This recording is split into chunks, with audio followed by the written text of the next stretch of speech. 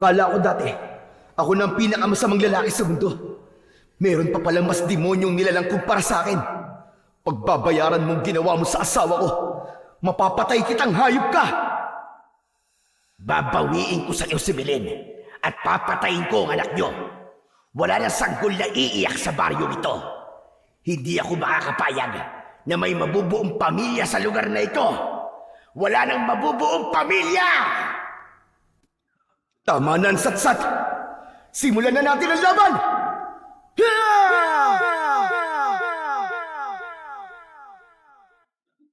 Magandang araw po sa inyong lahat. Sa araw po na ito ay mapapakinggan po natin ang buhay ng sabongerong Senato. Dahil sa kanyang pagiging sabongero ay nagkahiwalay silang dalawa ni Milen. Umuwi ito sa kanilang probinsya habang ipinagbubuntis ang anak nila. At dahil mas nanaig kay Nato ang pagmamahal niya sa asawa, sumunod siya sa probinsya nito. Kaya lang ay bigla silang inatake ng isang kampon ng kadiliman habang sila ay papunta sa bahay ni Milen. Dito niya makikilala ang isang antingerong matanda na magbibigay sa kanya ng kakaibang mutya ng tahig ng manok. Magtagumpay kaya siya laban sa puwersa ng pinuno ng mga aswang? Ano kaya ang aral na matututunan niya sa pagsubok na kanilang haharaping mag-asawa?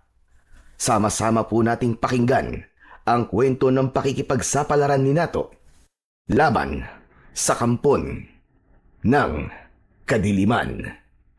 Ngunit bago po ang lahat mga idol, huwag po nating kalimutan mag-subscribe at i-hit ang notification bell sa aking YouTube channel na The Voice Addict at Apong Isaak para sa mas marami pa pong makapigil hiningang kwentong aswang at katatakutan mula sa mundo ng kababalaghan. Umpisahan na po natin ang kwento. Ayoko na! Ayoko na, Nato! Sawang-sawa na ako! Sawang-sawa na ako sa mga panunumbat pa sa akin! Kung mas mahalaga sa'yo mga manok mo kaysa sa akin na asawa mo, ang mabuti pa, tapusin na natin ang pagsasama natin. Pagod na rin ako maging pangalawa sa mga manok mo. Ba't sino ba ang tinakot mo, ha? Hinahamon mo ba ako? Sige, hindi kita pipigilan, umalis ka. Umuwi ka dun sa inyo. Kesa naman na araw-araw kong nakikita ang pagbumuka mo. Mabuti nga yun, nang mawala ng malas sa buhay ko. Anong sabi mo? Ako? Ako malas? Malas ba ang tingin mo sa akin, ha, Nato?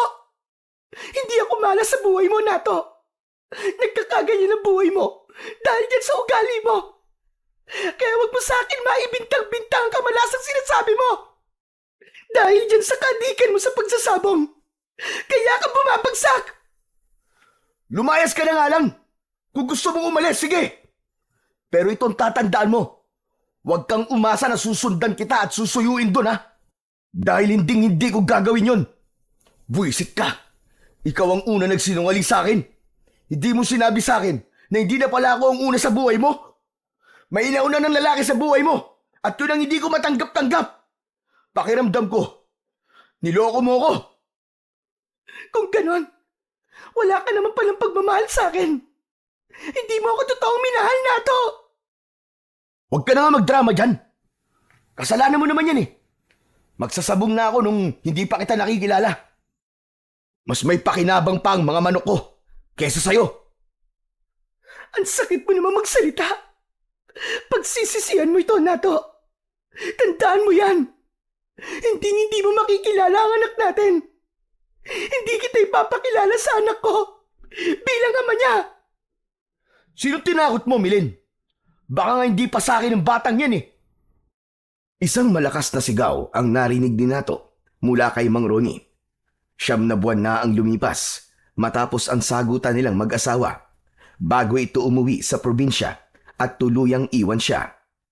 Aaminin niyang nasasaktan pa rin siya sa ginawang pangiiwan sa kanya ng asawa.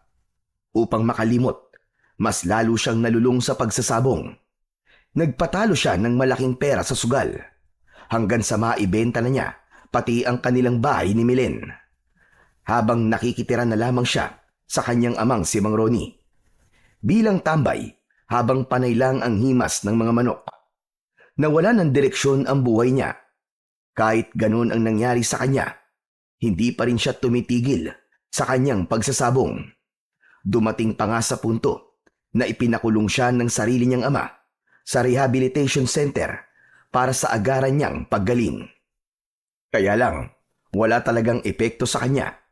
Parang nakadikit na sa kanyang isip ang pagkahilig niya sa mga manok. Nato, kanina pa ako nagsasalita rito. Hindi mo ako naririnig. Ang layo ng tanaw mo. Para kang may malalim na iniisip Siguro'y naiisip mo na ngayon ang ginagawa mo sa asawa mo. Nagsisisi ka ng hinayaan mo siyang iwan ka niya. Tay, pwede po ba? Pabayaan niyo na lamang po ako. Diyan ka magaling ang pabayaan ka. Yan na lang ba ang gagawin mo maghapon? Ang maghimas ng tandang na panabong? Hindi mo ba ahabulin ang asawa mo, ha? Ano na to? Puntahan mo siya. Suyuin mo. Dahil kasalanan mo naman Tay, ano ba? Hindi ko po gagawin yun. Siya ang umalis ng bahay Natuto siyang umalis, kaya matuto siyang bumalik. Wala po akong kasalanan sa kanya. Siya ang may kasalanan sa akin. Ano sabi mo? Ganun-ganun na lang ba yun, ha? Kung hindi ka na interesado kay Milen, bakit mo pa siya pinakasalan? May paiyak-iyak ka pa sa akin, tabuho ka. Dahil sabi mo, gusto mong pakasalan si Milen. Pagkatapos pababayaan mo lang siyang umuwi ng probinsya nila? Ay pambihira ka. Ipagpapalit mo ba mag-ina mo sa mga manok mo na yan? Huwag mo nang iparana sa magiging anak mo ang mga naranasan mo noon nung iwan tayo ng nanay mo at sumama sa ibang lalaki. Ang mga manok din ang dahilan kung bakit nawasak ang pamilya natin. Tay, hindi po ang manok ang dahilan kung bakit tayo iniwan ni nanay. Malandi siya, yun. At makate. Kaya yun, nagpakamot sa iba. Aba Nato, hindi ko na yata nagugustuhan ng mga salitang naririnig ko sa bibig mo, ha? Hindi kita tinuruang maging ganyan sa nanay mo, ha? Kahit kumabit pa siya sa iba't ibang lalaki, siya pa rin ang nanay mo. Kaya dapat marunong ka pa rin rumispeto sa kanya. Dahil siya pa rin ang iyong ina kahit bali-baligtarin ba ng mundo. Respeto. Isa lang ang alam ko, Tay. Iniwan po tayo ni nanay dahil sa lalaki niya. Kasama ako sa mga tinalikuran niya. At ang tungkol naman po sa amin ni Belen, iba po ang sitwasyon namin sa inyo. Saka hindi niyo po ako naiintindihan Masamang-masama ang loob ko sa babaeng yun. Dahil niloko niya ako.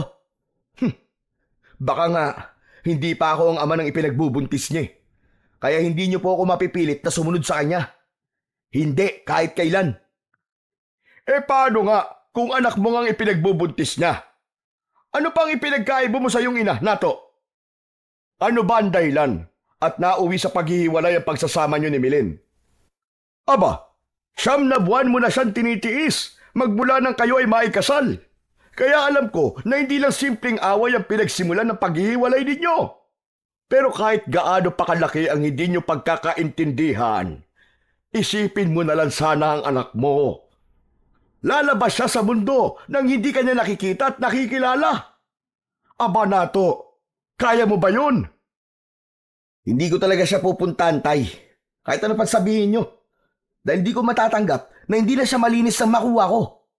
Hindi ako nakauna sa kanya. Niloko niya ako, Tay. Niloko niya ako Tinamaan ka pala ng lintik Hindi naman pala si Milen ang mahal mo, kundi ang sinapupunan niya.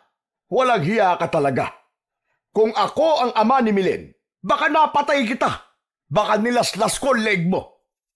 Hindi sapat na batayan kung malinis o hindi ang babae. Kung totoong minahal mo siya, tatanggapin mo siya ng buong buo. Hindi yun kawalan sa pagkalalaki mo. Ang kawalan sa lalaki ay yung hindi marunong manindigan. Baka gusto mong itakwil kita. Ano pang ipinagkaiba mo sa mga lalaking takot sa responsibilidad? Malay mo naman, kung may mga dahilan kung bakit siya nagkaganon, hinusgahan mo na kagad. Hala sige, mag-impake ka ng mga gamit mo at hahabulin natin ang asawa mo. Pupuntahan natin si Milen. Tay, hindi niyo ako mapipilit. Kung gusto niyo, kayo na lang ang humabol sa kanya. Dito na lamang ako. Aba bakit ako? Ikaw tong asawang hinayupak ka. Hindi si Milen ang iniisip ko, kundi ang magiging apo ko. Kapag hindi ka sumama sa akin, sinasabi ko sa'yo, Nato, kakalimutan kong anak kita. Itatakwil talaga kita. Nakakahiya ka. Nakakahiya ka bilang isang lalaki. Paniguradong halos isumpa ka ng mga biyenan mo kapag naalala nila ang pangalan mo. Hindi ako nakakasigurong sa akin nga ang batang pinagbubuntis ni Milen, Tay. At ayokong umasa dahil niloko na niya ako eh. Hindi siya naging tapat sa akin. Pati mga manok ko, pinakikialaman niya. Natural! Asawa mo siya eh. Nakukuha mo pa magsabong kahit walang-wala na kayo. Siraulo na to. Sino ba namang matinong asawa ang tatanggap sa'yo? Nako talaga. Ako nahihiya sa mga magulang ni Milen dahil dyan sa pinaggagawa mo. Kaya sasama ka sa akin, sa ayaw at sa gusto mo. Hindi niyo nga po ako mapipilit, Tay.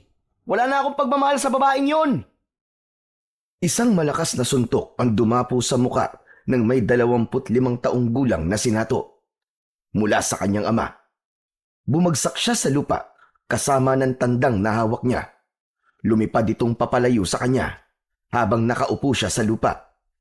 Galit na galit niyang hinaplos ang pumutok niyang labi, lalo na nang dumaloy ang mainit niyang dugo sa kanyang baba.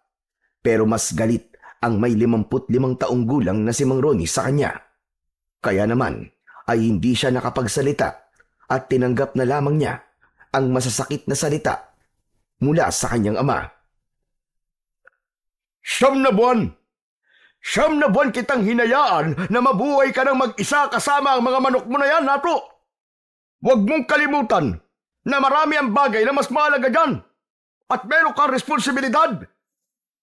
Asawa mo si Milen. Sa tingin ng mga tao at sa mata ng Diyos, nakakahiya ka. Kabuanan ng asawa mo pero wala ka sa tabi niya. Alam mong mahal ka ng asawa mo, kaya't mahiya ka sa sarili mong pagmumuka.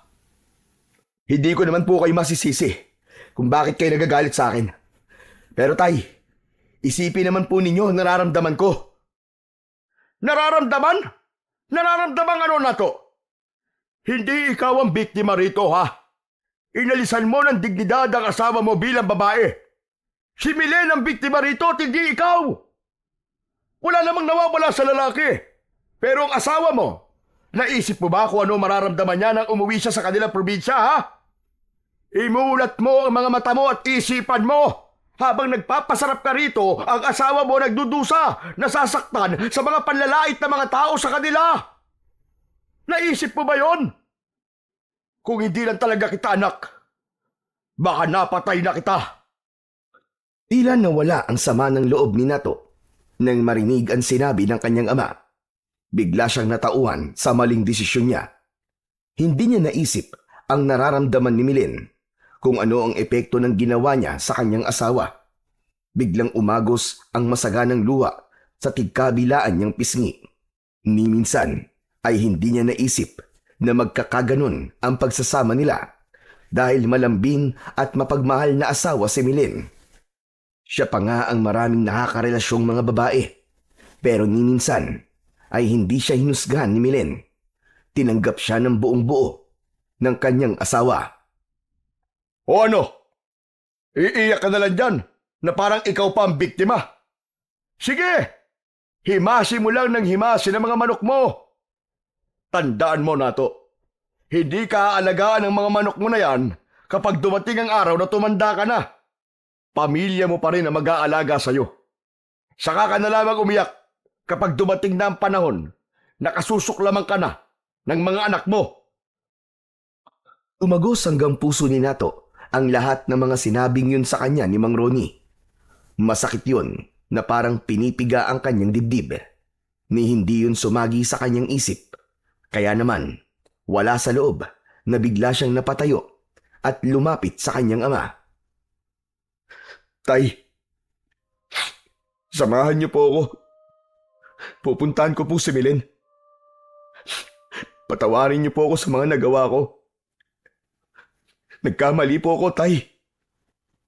Abay, dapat lang nasundan mo siya, anak. Saka hindi ka sa akin dapat humingi ng tawad, kundi kay Milen, sa asawa mo. dahil sa kanya ka nagkamali. Ayusin mo na ang buhay mo, pati na ang sarili mo, anak. Malapit ka na maging ama, aba. Panahon na para mag-mature ka na. Dapat marunong kang manindigan. Hindi maganda sa isang lalaki ang maging duwag sa responsibilidad. Asawa mo si Milen. Tanggapin mo siya ng buong buo. Kagaya ng pagtanggap niya sa'yo. Salamat po, Tay. At ipinaintindi niyo po sa akin ang mga pagkakamali ko. Sige na, ayusin mo na ang sarili mo. At mag-iimpake na rin ako ng konting mga damit sa bag. Abot pa naman natin ang last trip ng biyaheng pabikol. Ilang oras ang dumaan nang maihanda ng mag-ama ang kanilang mga gamit. Papunta sila sa probinsya ng asawa, sa Camarines Norte, sa bayan ng Dait. Isang beses pa lang siyang nakakapunta sa baryo ng asawa noong siya ay namanhikan kay Milen. Kaya naman, alam niyang hindi magiging madali ang pagpunta roon dahil kakailanganin nila ang 9 na oras na biyahe mula sa Batangas papunta sa lugar ng asawa. Gabi sila bumiyahe ni Mang Ronnie para madaling araw ay makakarating na sila ng Dait. Nag-abang silang dalawa sa tapat ng palengke ng Santo Tomas at nag-abang ng bus papuntang Dait. Hindi nga nagtagal ay nakasakay na sila ng bus. Habang nakaupo sa pangdalawahang upuan ng sasakyan ay hindi maiwasan ni Nato ang hindi kabahan. Dahil alam niya na hindi magiging maganda ang reaksyon ng mga magulang ng asawa sa kanyang mga ginawa. Isang bagay na aminado naman siyang kasalanan niya. Kaya nga natatakot siya na baka kung kailan handa na siyang harapin ang responsibilidad sa asawa, ay saka pa naman siya hindi matatanggap ng mga ito. Inabala na lamang ni Nato ang kanyang sarili sa pagtingin sa labas ng bintana. Kahit ang nakikita lang niya ay ang kumikislap na mga ilaw sa bahay na nadadaanan nila. Pagkalipas ng 9 na oras ay sumakay naman sila ng tricycle papunta naman sa liblib na baryo ng Apulok.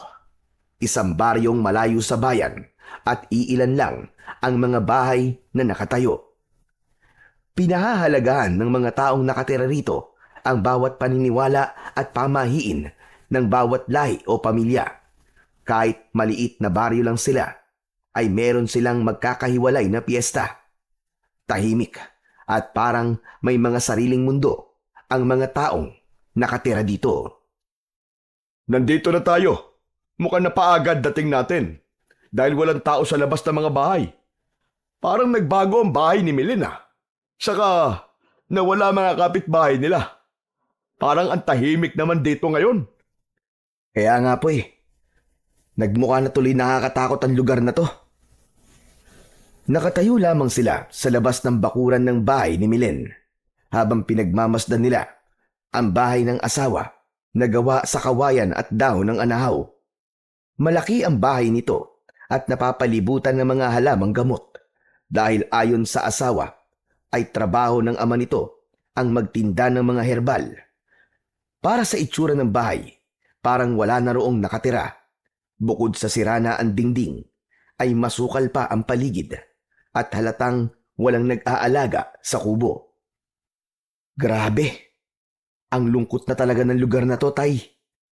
Saka tignan nyo, parang wala na pong nakatira sa bahay ni Milen.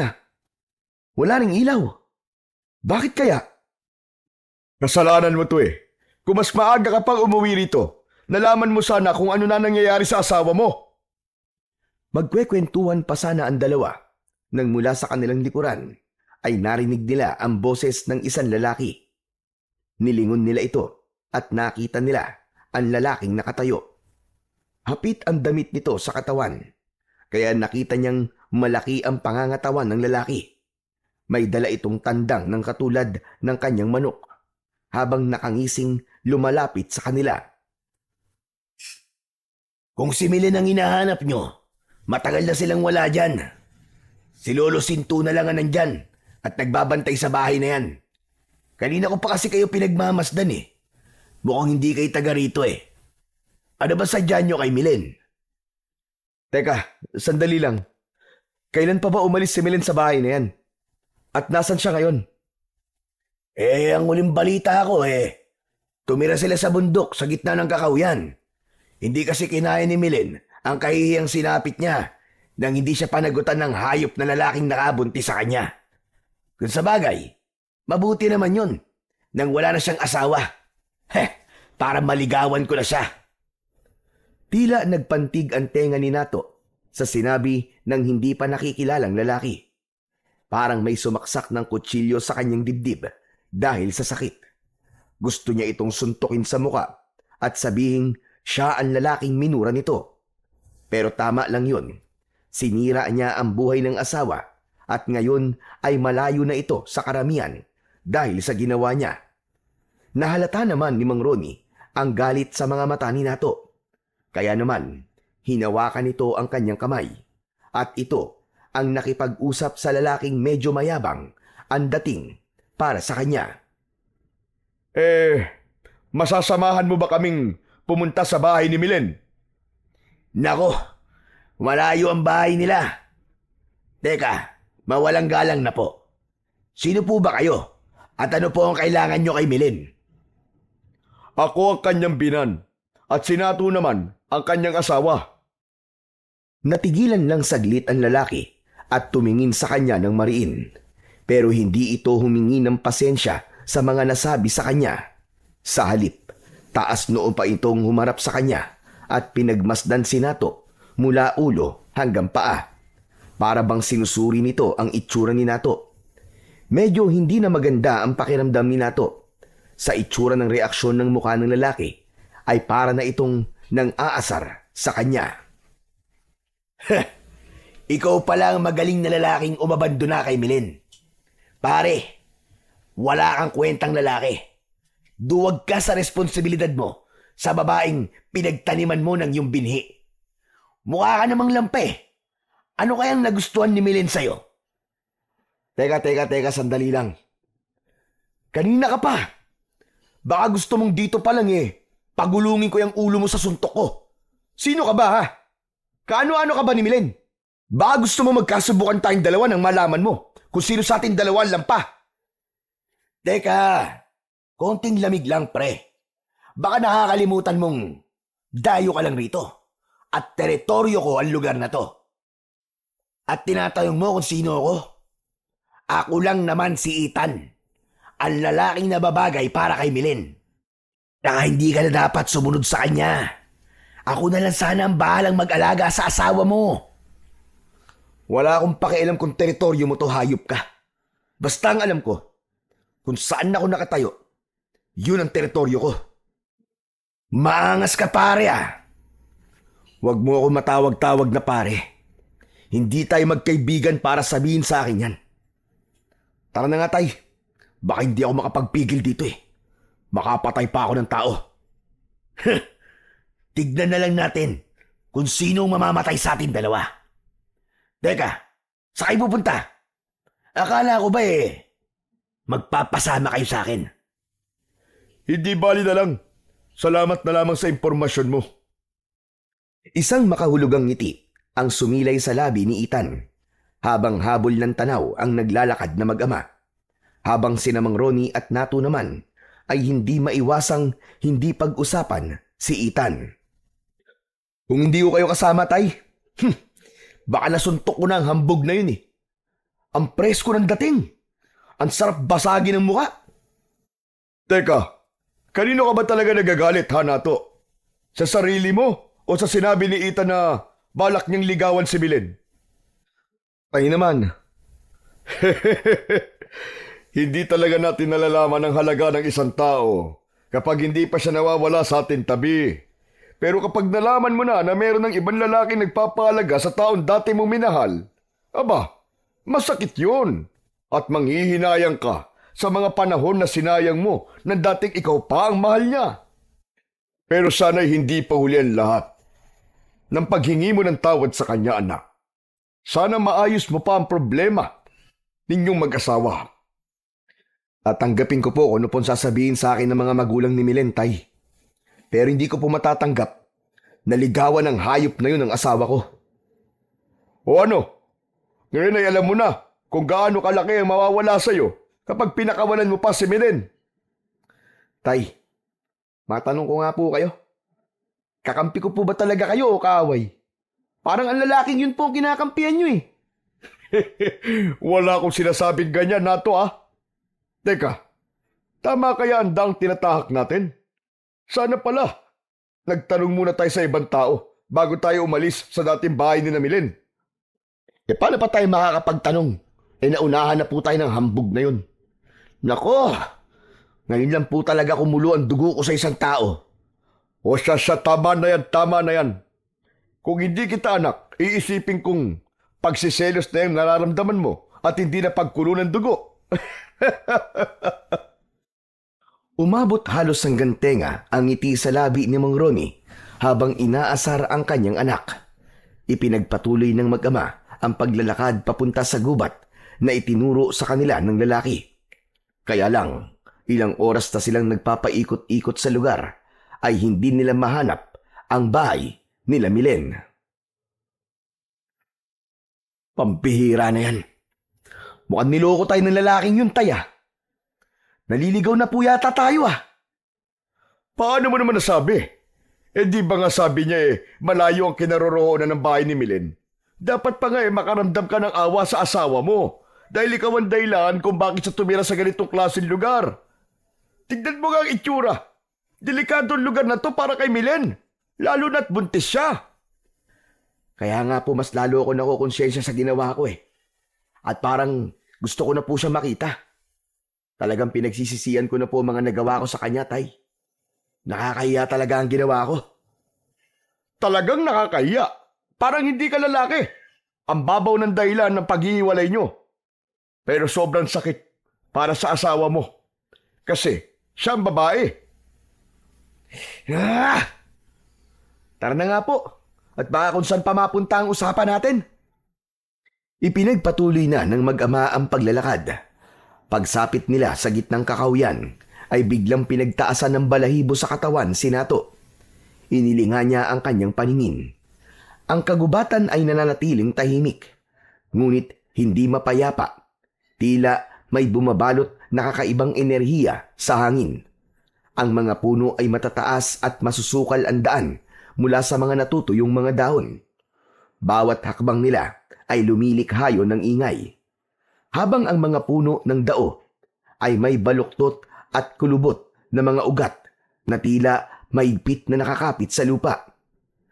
Parang nagbabantay sa isang lugar na hindi dapat pinupuntahan ng mga tao. Hindi lubos maisip ni Nato, sa ganitong lugar gugustuhin tumira ng kanyang asawa. Tumingala si Nato habang naglalakad at nakita naman niya ang mga dahon ay gumagalaw kahit wala namang hangin. Para bang may hindi nakikitang presensya na gumagalaw sa dilim at lihim na nakamasid sa kanilang mag-ama. Sandali lang anak, magpahinga na muna tayo. Ay, nakakapanghina ang init ng paligid. Teka, nasa na ba tayo? Mukhang niloko nga tayo ng lalaking yun Ang pagkakamali lang po natin, Tay. Naniwala po kagad tayo sa hayop na yun. Talagang kapag nagkita kami ng mayabang na yun, ay nako, talagang malilintikan siya sa akin. Pinagtripan pa niya tayo. Pabayaan mo na. Ang mahalaga ay mahanap natin ang bahay ng asawa mo. Magpahinga na muna tayo dito. Maupo ka sa ugat na to. Mukhang hindi po ako makakapagpahinga ng maayos, Tay. Nag-aalala po akong abutan tayo ng pagdilim sa lugar na to. Bukod pa ron, baka kung saan pa tayo dalhin ng paglalakad natin. Wala man lang tayong makitang tao o naglalakad na para mapagtanungan natin o mahinga ng tulong. Pambihirang lugar to. Parang walang mga nakatira. Habang hinahabol ni Nato ang kanyang hininga, ay panay din ang linga niya sa paligid. Nagbabaka sakali silang makakita ng kahit isang bahay na nakatayo sa kakahuyang yun. Pero wala talaga. Kaya nang makapagpahinga na sila, ay muli nilang ipinagpatuloy ang paglalakad. Kahit bahagya ng maihakbang ni Mang Ronnie ang mga paa nito. Hanggang sa hindi nila namalayan na malapit ng magdilim sa ilang oras nilang paglalakad sa lugar na yon. Halos kalahating araw na ubos ang kanilang oras sa paghahanap sa bahay nila Milen. Ay, nako. Parusa yata to sa akin, Tay, ah. Dahil sa lahat ng ginawa ko sa asawa ko. Matatanggap ko naman lahat ng parusa. Basta hindi kayo madamay, Tay. Huwag mo nang isipin na parusa to, anak. Tao ka lang din na nagkakamali. May dahilan kung bakit tayo napunta sa lugar na to. Sana pala nagtanong na muna tayo sa iba bago tayo naniwala dun sa itan na yun. Hindi ko naman po akalain na makakahanap kagad tayo ng balasuba sa tao eh. Sinadya niya to, Tay. At hindi ko hahayaan na hindi niya pagbabayaran ng ginawa niyang to sa atin. Naubos na ang kanilang oras sa pagpapahinga sa ilalim ng puno ng nara dahil hindi na rin nila matandaan kung saan sila unang dumaan. Mabuti na lamang at meron silang baon na tinapay na pinagong na nabili nila sa Sariaya. Pasalubong niya sana yon kay Milen dahil alam niyang paborito yon ng asawa. Masyado silang nalibang sa paghahanap ng mga bahay sa gubat. Kaya't pati ang tanghalian ay nakalimutan na nila. Habang kumakain ay hindi maiwasan ni Nato na hindi pagmasdan ang kagubatan kapag ito ay nasisikatan ng bilog na buwan. Ang hangin ay malamig, ngunit may kakaibang bigat. Dala ang halimuyak ng nabubulok na kahoy at halumigmig ng kagandahang unti-unting nilalamon ng kadiliman. Nararamdaman niya ang lamig ng simoy ng hangin sa kanyang balat. Maging ang liwanag ng buwan ay bahagyang sumisiksik sa pagitan ng mga sanga. Nagbibigay ng malamlam na liwanag sa kagubatang puno ng anino. Bigla niyang naramdaman na parang hindi sila nag-iisa sa lugar na yon. Kaya ang pagmuya ni Nato sa tinapay ay saglit niyang itinigil at napatayo sa kanyang kinauupuan. Ganon din si Mang Ronnie na parabang nararamdaman din ito ang nararamdamang kilabot ni Nato. Bumilis ang tibok ng kanyang puso dahil sa pag-aalala. Tay, pareho po ba tayo ng iniisip? Siguro, anak. Dahil probinsya ito at liblib ang lugar.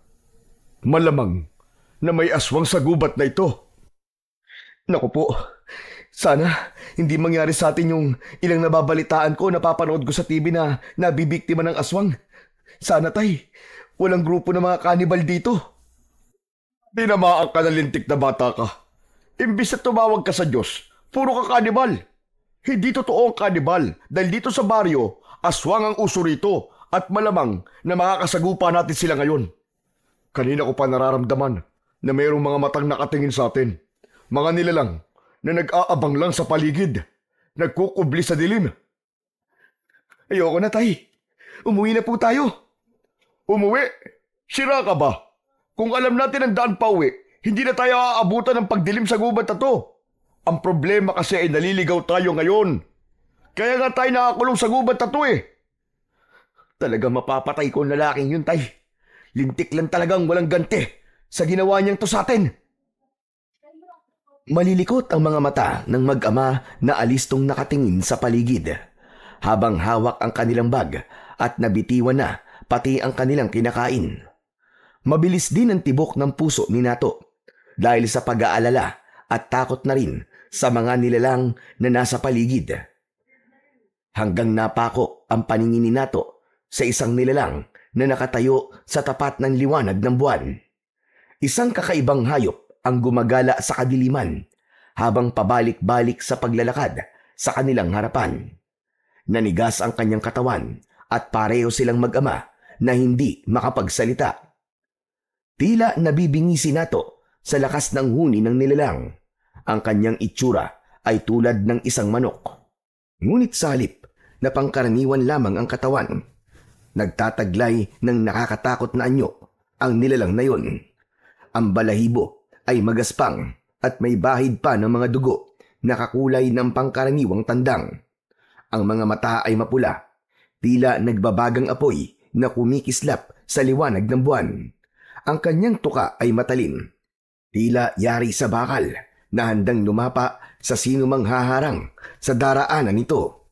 Ang huni nitong tilaok ay masakit sa kanilang tenga na para bang gustong basagin ang kanilang pandinig. Tay, anong klaseng nilalang yan? Bakit parang hindi siya ordinaryong manok na tandang? Walang ordinaryong manok, anak, na ganyang kataas na halos kasing taas ng ason lobo. Sila ay masasamang elemento na nakatira sa gubat na to. Isang aswang. Kampon sila ng kadiliman. Ano, Tay? Aswang? Ngayon lang po ako nakakita ng ganyang klaseng aswang, Tay. Diyos ko, nasa panganib po tayo, Tay. Kahit ano mangyari, Tay, walang iwanan na. Tinubukan ni Nato na lumapit sa kanyang ama at hindi inaalis ang tingin sa aswang na nasa harapan nila. Sa kanila nakita ang ibang kakayahan at itsura ng aswang na tandang. Tila ipinapakita nito sa kanila kung gaano ito kalakas. Kapag gumalaw ang aswang na tandang ay hindi tulad ng isang karaniwang manok. Ang mga paa ay mahaba at matutulis. Hawig sa paa ng isang pangil ng halimaw. Ang pagaspas ng pakpak ay hindi nagpapakawala ng alikabok, kundi ng malamig na hangin may dalang kakaibang kilabot. Ang huni naman ay hindi isang karaniwang tilaok, kundi isang nakakapanghilakbot na sigaw na tila panaghoy ng mga kaluluwa. Napaatras ng hakbang ang dalawa habang magkahawak ang mga kamay. Ramdam na ramdam nila ang takot ng bawat isa. Niwala silang panlabang armas sa nilalang na nakaharang sa kanilang dinaraanan. Sa ganitong anyo, ang aswang na mukhang manok ay hindi isang ordinaryong nilalang. Kaya nang sumugod ito papalapit sa kanila, ay hindi na rin sila nag-aksaya ng panahon. Mabilis silang tumakbo na para bang hinahabol sila ng 10 demonyo. Halos hindi lumapat ang kanilang mga paa sa lupa. Ni hindi nakaabot ang aswang sa kanila dahil nagpaekis-ekis sila sa daan at sinubukan nilang mailigaw ang nilalang. Subalit bigla silang napahinto sa pagtakbo at pasadsad na tumigil sa isang halamang gubat na merong isang nilalang na nagtatago sa likuran. Balak sana nila doong magtago, kaya lang natagpuan nila ang isa pang aswang na manok. Tay, mukhang hindi lang po isang nilalang na umahabol sa atin. Parang marami po sila. Silipin na muna natin, anak. Baka naman nagkakamali lang tayo ng akala. Huwag na po, tara na po, Tay. Baka maabutan pa po tayo ng aswang na humahabol sa atin eh. Umalis na po tayo rito. Kung totoo may mga nilalang na ganito sa lugar na to, nasa panganib po ang buhay ng mag-ina ko, Tay. Diyos ko, hindi ko mapapatawad ang sarili ko kapag meron nangyaring masama sa aking mag-ina. Akma na sanang aalis ang mag-ama para sana ay lumayo sa halamang gubat na yon. Pero bigla silang nakarinig ng mga ugik ng isang baboy na parang nasasaktan. Nilapitan nila ang bagay na gumagalaw sa likod ng malagong halaman. Kahit madilim, ay nakatulong pa rin ang liwanag na nagmumula sa bilog na buwan. Maingat ang kanilang mga hakbang papalapit sa nilalang na nagtatago sa mga halaman. Habang pigil ang hininga ni Nato na hindi inaalis ang paningin sa halaman. Habang si Mang Ronnie naman ay maingat na dumampot ng kahoy sa lupa. Saka itinutok sa unahan ng kanilang daan. Dahan-dahang hinawi ni Nato ang mga dahon habang mabilis ang tibok ng kanyang puso. Ganon na lamang ang panlalaki ng kanyang mga mata nang makita ang nilalang na nakatayo sa harap ng baboy ramo. Hindi siya kagad nakapagsalita sa mga nakikita, ni hindi sila gumalaw sa pagkakatayo upang hindi sila lumikha ng ingay na kukuha sa atensyon ng aswang na abala sa paglapa sa katawan ng baboy ramo. Nakatalikod ito sa kanila. Napalunok siya ng laway nang makitang nakahiga ang isang duguan na baboy ramo sa lupa, habang wakwak ang tiyan nito at nakaluwa ang mga lamang loob. Mabilis na tinuka-tuka ng malaking manok ang tiyan ng baboy at iniinom ang dugo habang tumitingala pa sa langit. Sarap na sarap ito sa lasa ng karne. Malalaki ang tuka ng manok na kayang bumutas ng tiyan ng hayop. Nagsipagtayuan ang mga balahibo nila sa katawan, lalo na nang bigla itong humarap sa kanila. Dala ng labis na pagkabigla, napaatras ng hakbang si Nato. Tay, anak ng teteng, nakita niya po tayo. Nato, anak! Diyos ko! Tay, katapusan na po yata natin. Ano na po ang gagawin natin? Nanginginig ang mga tuhod ni Nato na napaupo sa lupa. Hindi niya inaalis ang tingin sa papalapit na manok habang wala itong tigil sa kakalika ng ingay na para yung nagtatawag ng kasamaan. Si Mang Ronnie ang unang nakabawi sa pagkakabigla. Humarang ito sa unahan ni Nato. Nato, anak, tumayo ka! Bilisan mo! Maghanap ka ng kahoy na magagamit mo panlaban sa kanya! Malakas ang kutob kong ang paghuni niyang yun ay pagtatawag ng kanyang mga kasamaan. Bilisan mo na! Hindi tayo dapat magpapaya sa mga aswang na to. Hindi nila tayo tatantanan hanggat hindi nila tayo napapatay. Mabilis na tumayo si Nato at dinampot ang bilog na kawayan na malapit sa kanyang kinatatayuan. Tumulong siya sa kanyang ama. Nakatutok na rin ang kanyang patpat sa nilalang na may mapupulang mga mata. Napansin ni Nato na hindi normal ang mga paa ng manok dahil sa mahahaba nitong mga kuko na katulad sa uri ng isang talim na parang sa espada. Dahan-dahan itong humakbang na parang gumigiri sa kanila. Tila isang panabong na manok na umaaligid sa kalaban habang nakababa ang kanang pakpak. Ang balahibo nito sa pakpak ay meron ding mga tinik na kayang sumugat sa katawan ng tao na aatakihin ito. Lumayo ka! Lumayo kang halimaw ka! Patakasin mo na kami! Kung ayaw mo masaktan! Pero hindi natinag ang aswang na manok. Tuloy lang ito sa paghakbang papalapit sa kinaroroonan nila. Bigla sila nitong tinalunan sa kanilang paanan. Pagbagsak ay nakatusok na ang tuka nito sa binti ni Nato. Napasigaw siya sa sobrang sakit na parang hinuhukay ang kanyang kalamnan. Naramdaman din niya ang mainit na likidong umagos mula sa sugat. Dahil sa galit ni Mang Ronnie sa ginawa ng aswang kay Nato, sumugod ito sa nakatayong manok. Tay! Lumayo po kayo sa kanya! Mapapahamak po kayo! Pero hindi siya pinansin ng kanyang ama.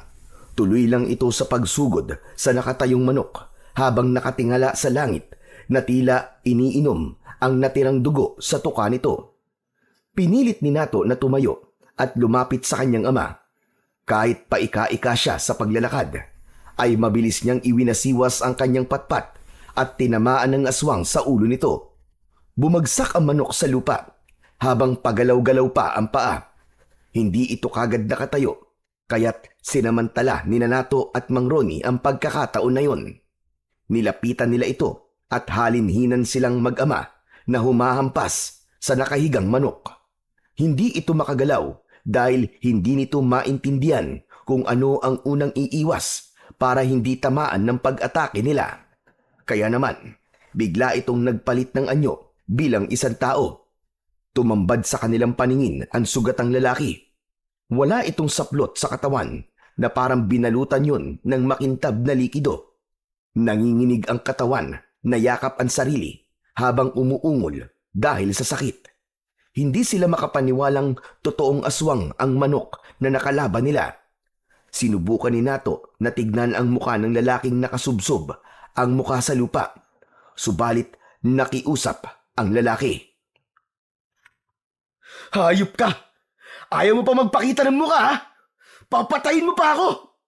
Ang dapat sa'yo ay tuluyan ng patayin nang hindi ka na makapambiktima ng tao! Sumagot ang lalaki. Kahit na kailan ay hindi raw ito tumikim ng laman ng tao. Napilitan lang daw itong saktan siya dahil ipinagtatanggol lamang nito ang sarili. Biktima lang din daw ang lalaki pero hindi naniwala si Nato. Sinubukan niya itong lapitan. Tangka na sanang ibabao ni Nato ang hawak niyang kawayan nang sumigaw ang lalaki habang nakasubsob pa rin ang muka sa lupa. Sinabi nito na hindi nila kagustuhan pumatay ng mga tao o maminsala man lang ng mga tao. Hindi lang daw niya napigilan ang sarili nito kapag nasaan yung aswang at nakakaramdam ng gutom. Kaya ang nakabitin na kawayan sa ere ay dahan-dahang ibinaba ni Nato. Kaya lang, biglang dumating ang isa pang aswang na una nilang nakita sa daan. Halos pagsakluban ng langit at lupa ang mag-ama nang makita nilang inatake nito ang nakahandusay na lalaki at walang ano-ano ay tinuka nito ang kauri. Hindi na nagawang iligtas ni Nato ang lalaki Sunod-sunod nitong pinagtututuka ang katawan ng kaawa-awang biktima. Hindi! Tay! Tulungan natin siya! Pinapatay at tinutuka niya ang kanyang kauri! Hindi na, anak! Tara na! Tumakas na tayo! Wala na tayong magagawa pa! Patay na siya! Sa palagay ko, marami silang mga nilalang na nakatira rito! Hinila na ni Mang Ronnie ang natutulalang sinato, habang nanlalaki ang mga mata nitong nakatingin din sa ginagawa ng aswang na manok. Mabilis ang naging pagkilos ng mag-ama at sinugod ang madilim at masukal na kagubatan para lang makalayo sa mga nilalang na nagtatangka sa kanilang buhay. Subalit hindi pa man sila tuluyang nakakalayo ay may humarang na manok sa kanilang daan. Isang nakakatakot na nilalang na mukhang tandang. Ang mga mata nito ay halos nakaluwa na parang sa palaka. Dala ng matinding takot ay napasigaw na ng malakas si Nato. Tulong! Tulungan niyo kami! Wala na! Patay kung patay na to, Nato! Hindi tayo magpapakita ng takot sa kanya! Lalaban tayo, anak! Para sa mga buhay natin! Tay, sinusumpa ko. Kapag may nangyari sa inyo na dahil sa mga nilalang na yan, ako magsisilbi nilang anino na papatay sa kanila. Hindi na nagsalita pa si Nato. Sa halip, matapang niyang hinarap ang nilalang na patuloy sa pagakbang papalapit sa kanila. Tila pinapalibutan na sila ng mga aswang. Kahit anong lakas ng pagsigaw ni Nato kanina ay parang walang nakakarinig sa kanya. Sumugod si Nato. Ubod lakas niyang ipinalo ang hawak niyang kawayan sa manok. Ngunit naputol yun. Kaya ang ginamit niya ay ang bag na nasa likod niya. Iwinasiwas niya yun sa hangin upang hindi makalapit ang aswang. Habang si Mang Ronnie naman ay sumusugod din habang ipinapalo naman ang kahoy sa nilalang. Walang bakas ng takot sa muka ng aswang. Sa halip, para itong ngumingisi pa sa pamamagitan ng pagbuka ng tuka. Naging mahirap sa aswang ang lapitan ang mag-ama. Hindi sila pumayag na muling masaktan ng aswang, lalo na at nararamdaman na ni Nato ang panlalamig ng kanyang katawan dahil sa epekto ng tuka sa kanyang binti. Maya-maya pa ay narinig nila ang malakas na pag-usal ng orasyon ng matandang nasa likuran nila. Isang matanda na may mahabang buhok. Hawak ang isang karet. Wala itong tigil sa pagwasiwas ng talim sa ere hanggang sa tamaan na ang halimaw sa leeg na hindi na nakaiwas sa pag-atake ng matanda. Bumagsak ang aswang na manok sa lupa habang umaagos ang dugo sa leeg nito. Ngunit biglang lumitaw ang iba pang mga nilalang na kasama ng aswang. Lahat ay humakbang ng dahan-dahan papalapit sa kanila. Diyos ko! Sinasabi ko na nga ba? At may mga nakitang tao na bibiktimay ng mga haginok na yan. Sige! Lumapit kayo mga halimaw kayo! Nang tuluyan ko ng wasakin ang mga leeg nyo! Sige! Lapit pa! Walang bakas ng takot na ipinosisyon ni Lolo Sinto ang hawak nitong karet. Inatake ng matanda ang papasugod na malaking manok na may nakasabit pang laman loob ng baboy sa tuka nito. Mataas itong lumipad para tukain ang matandang nakatayo. Pagbagsak ng manok ay sinalubong naman ito ng karet ng matanda sa leeg. Bumulwak ang dugo sa leeg nito at pasadsad na bumagsak sa lupa. Tinabayan ito ng lapit sa pinagbagsakan na lupa, saka walang tigil nitong pinagtatataga ang katawan nito. Saka naman ginilitan ng matanda ang leeg nito hanggang sa mapugot yun. Pagkatapos ay nagkikikisay ito sa lupa na parang nakukuryente. Mabilis na nilapitan ni Lolo Sinto, sina Mang Ronnie at Nato. Saan ba ang punta nyo? At kahit gabi na naririto pa kayo sa gubat. Sandali lang. Mukhang hindi kayo mga taga rito. Ang totoo po niyan ay kanina pa po kaming umaga na nandito sa gubat. Naligaw po kami sa paghahanap sa bahay ni Milen. Ito nga po, at natuka ng aswang sa binti si Nato, ang anak ko. Nako, hindi pwedeng tumagal ang sugat ng anak mo dahil sa kamandagdang aswang. Si Milen ba ang hanap nyo? Apo ko siya at nasa bahay ko siya ngayon. Kinuha ko siya dahil hindi nga siya tinitigilan ng mga aswang na yan. Ngayon na kasi ang kabuanan niya. Kumusta na po ang asawa ko? Ayos lang po ba siya, Lo? Hindi ito ang tamang lugar para magkumustahan. Tara na, kailangan magamot kagad ang sugat mo. Tinulyapan lang ni Lolo Sinto ang nakahigang walang buhay na manok. Saka naramdaman ni Nato ang pag-alalay ng matanda at ng kanyang ama sa tigkabilaan niyang braso, habang habol ang sariling hininga dahil sa tumitinding sakit ng kanyang sugat. Pagkalipas ng 10 minuto nilang paglalakad, ay narating na nila ang bahay ng matanda na yari sa kawayan at kugon. Ang palibot naman ng bakuran nito ay sagana sa mga tanim na sambong at iba pang mga halamang may kinalaman sa ginagawa ng matanda. Sa tingin niya ay isa rin itong albularyo, kaya naman nakahinga siya ng maluwag dahil siguradong ligtas ang kanyang mag-ina. Pagpasok nila sa loob ng bahay ng matanda, ay kagad na hinanap ng kanyang mga mata si Milen. Subalit ang mga magulang ng asawa ang naratnan niyang nagulat sa pagdating nila. Bumakas sa mukha ng mga ito ang galit at balak pasana ng ama ni Milen na suntukin siya sa mukha. Pinigilan lang ito ng matanda dahil sa tama niya sa kanyang binti. At dahil sa kaguluhan sa sala ng bahay, ay lumabas si Milen. Walang ekspresyon ang mukha nito at hindi man lang siya tinapunan ng tingin. Tila naramdaman niya ang kirot sa kanyang dibdib. Nasanay siyang nasa kanya ang palaging atensyon ng asawa. Nang mga sandaling yun ay hindi na nakapagsalita si Nato habang nakatingin sa tiyan ng asawa. Malaki na yun at halatang malapit na itong magsilang. Inilalayan siyang umupo ng matanda sa upuang may sandalan na gawa sa tabla ng Nara. Maupo ka na muna dyan at mag-usap kayong mag-asawa. Mirna, Ruel, pati na ikaw na ama ng lalaking ito. Lumabas na muna tayo nang makapag-usap sila ng maayos. Ako po si Ronnie, Tatang, at siya po ang aking anak na si Nato. Alam ko pong kayo si Lolo Sinto dahil nabanggit na kayo sa amin ng hayop na lalaking nanloko sa amin kanina. Ano ka mo? Sinong lalaki ba nakausap nyo? Sa pagkakaalala ko ho Ethan daw po ang pangalan niya. Humanda talaga siya sa akin sa oras na magkita kaming dalawa. Teka, abay tinamaan ng lintik. Bakit naman kayo itinuro sa mapanganib na gubat na yon? Mabuti na lang at nakawala si Texas ko. Kung hindi, malamang na hindi na kayo nakarating dito ng buhay. Dahil sa sinabi ni Lolo Sinto, ay sakalang napatingin si Milen kay Nato. Bakas sa mukha ng babae ang matinding pag-aalala, pero hindi lang nito ipinapakita. Sa halip ay nanatili itong nakatayo sa gilid ng pintuan ng silid na nilabasan ito.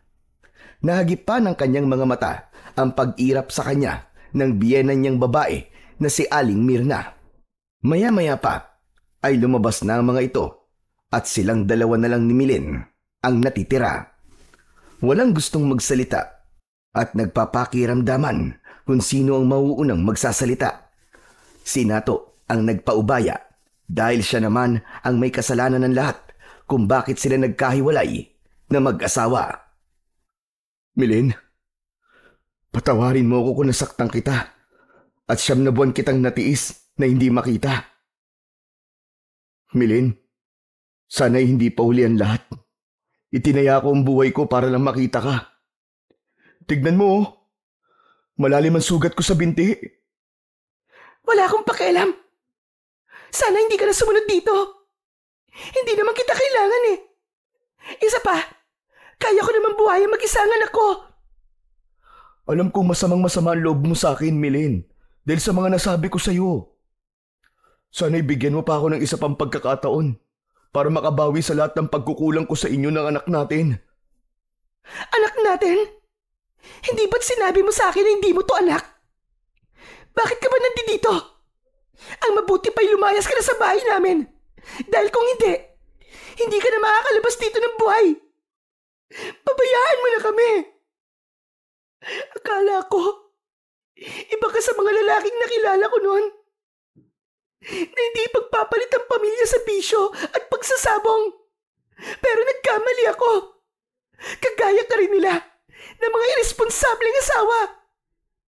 Marami na akong mga pinagdaan ng hirap. Nabuhay akong hindi umaasa sa lalaki. Magagawa ko rin yun, kahit wala ka.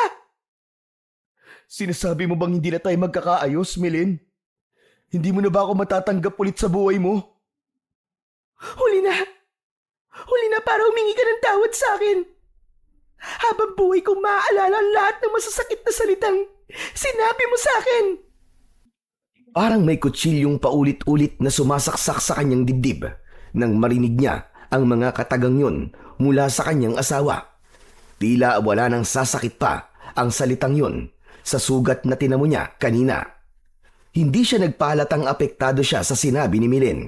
Sa halip ay hindi na siya nagsalita dahil pakiramdam niya ay para siyang nauupos na kandila. Etong tela. Kunin mo at punasan mo ang sugat mo. Marami ng dugong umaagos sa binti mo. Ipagamot mo yan kay Lolo. Dahil siyang may kakayahang kumontra sa laso ng haginok na tumuka sa'yo. Alam mo bang ang binibiktima ng mga haginok ay ang mga lalaking mahihilig na magsabong? Pati na mga buntis ay wala rin ligtas sa kanila. 9 na buwan kitang hinintay. Takot na takot ako. Dahil gabi-gabi ay may umaaligid sa bahay namin. Idagdag pa ang masasakit na naririnig ko sa mga tao tungkol sa akin. Para na nila akong paulit-ulit na pinapatay. Patawarin mo ako, Milin. Hindi ko sinasadya. Nadala lamang ako ng emosyon ko. Hindi na may babalik ng pasensya mo. Ang sakit na mga pinagdaanan ko sa piling mo. Sige na, kunin mo na tong tela. At tapos na ang pag-uusap natin. Magpapahinga na ako. Marami pa sanang sasabihin si Nato kay Milin. Kaya lang ay inihagis nito sa kanya ang tela at mabilis na tumalikod. Pumasok ito sa kwarto nito at nagsara ng pinto. Naiwan siyang natitigilan habang hawak ang tela. Ipinunas niya yon sa kanyang sugat sa binti. Malalim ang tama ng tuka ng manok sa kanyang binti. Nanginginig ang kanyang kalamnan. Bigla siyang nakaramdam ng panlalamig ng katawan. Nangihina siyang napahiga sa kahoy na kanyang kinauupuan at hindi mapigilan ang paglabas ng kanyang laway sa bibig. Hindi na rin niya maigalaw ang mga kamay, bagay na gusto niyang pagtakaan. Pero nasa labas sina Lolo Sinto, Mang Ronnie at ang mga biyenan niya, kaya hindi niya mahihingi ang tulong ng mga ito. Dahil unang-una ay biglang nawala ang boses niya, nanigas ang kanyang panga at nagkiskisan ang kanyang mga ngipin dahil sa sakit. Yun marahil ang epekto ng laso ng tuka ng sinasabi nilang haginok. Maya-maya pa ay nakaramdam na siya ng antok. Ganon din ang unti-unting pagbagsak niya sa saig na yari sa kawayan. Kaya't napaigik siya sa sobrang sakit. Nawalan siya ng malay habang ang huling nararamdaman niya ay ang walang tigil na pagkikikisay ng kanyang katawan. Kasabay ng pagbitaw niya ng tela, ang malakas na pagsigaw ng takot na si Milin. Dumilim ang kanyang paningin hanggang sa wala na siyang narinig na ingay. Para siyang dinala sa isang saradong silid. Kinabukasan, naririnig ni Nato ang malakas na boses ng kanyang asawa at ng mga magulang nito. Nakikipagtalo rin si Mang Ronnie sa mga magulang ng babae dahil ang gusto ng kanyang biyenan ay palayasin na sila. Ngunit tumutol naman si Milin. Nay, Tay! Hindi po natin paaalisin si Nato. May sugat po ang kanyang binti. Hayaan na po muna natin gumaling ang mga sugat niya. Si Mang Ruel na ama ni Milin ang hindi nakatiis at galit na lumabas ito ng silid kasama si Aling Mirna. Halata sa mga boses ng mga magulang ng kanyang asawa ang pagkadismaya sa naging desisyon ng anak. Narinig din niya ang pagbalandra ng pinto ng silid habang ang mahinang hikbi ni Milin ang kanyang naririnig. Alam niyang mahirap ang pinagdadaanan ng asawa na hindi naman dapat dahil sa kalagayan nito. Kaya nang bigla itong dumaing na masakit ang tiyan, ay mabilis din siyang bumalikwas ng bangon at tumingin kagad sa asawa. Inalalayan itong umupo ng kanyang ama. Kanina ka pa naman pala gising, pero hindi ka kagad bumangon. Alalayan mo muna tong asawa mo at kakausapin ko lang ang mga magulang ni Milen. Sobra talaga itong ginawa mo, Nato.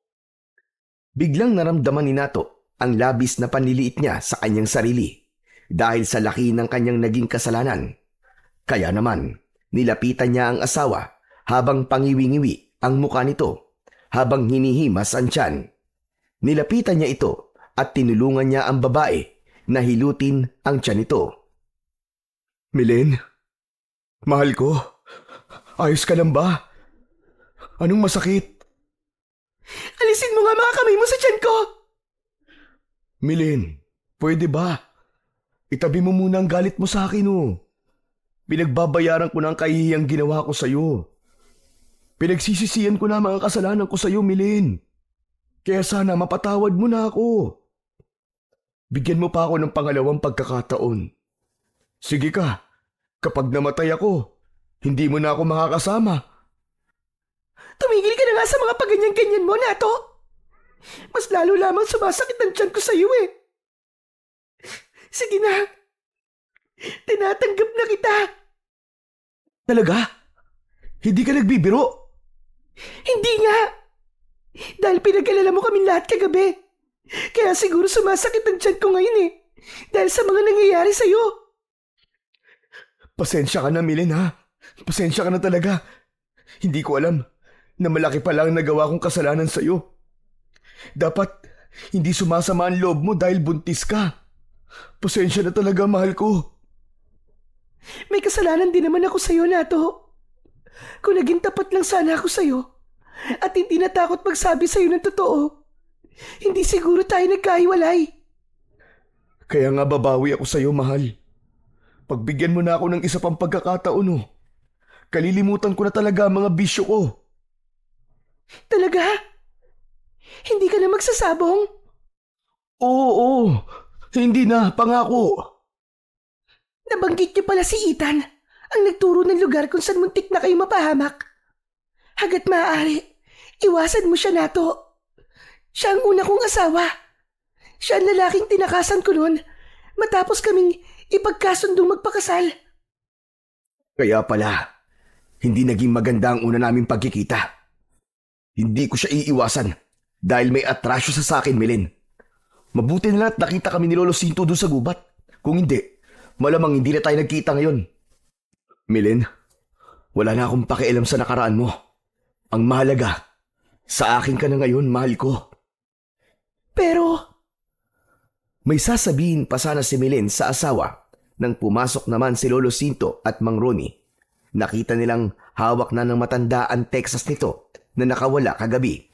Hindi niya maiwasan ang hindi mapatitig sa manok dahil kakaiba ang itsura nito.